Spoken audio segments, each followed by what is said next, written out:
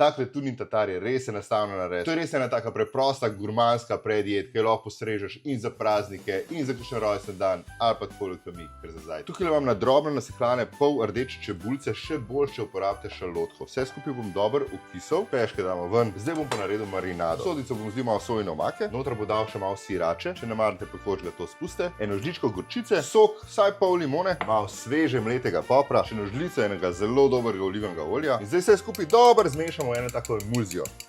Zdaj, ko bom vse pripravljen, grem narezati tuno. Tuno bom res narezal na čist drobne koščke, lahko jo pa tudi nastrgamo s kakšno vilico. In zdaj čas, da vse skupaj zmešamo. Ukisano čebulo, tole marinado, kakšno žličko si jo pustimo še za pol. Vse skupaj dobro zmešamo, probamo, po potrebi še malo solimo, jaz bom sam popopril. Narežemo avokado, avokado položimo na popečene kruhke, pokapamo s par kapljicami tele omake, dodamo tuno, povrh še čist malo drobnjaka, jaz bom dal še čist malo čilija. No, zdaj pa lahko probata.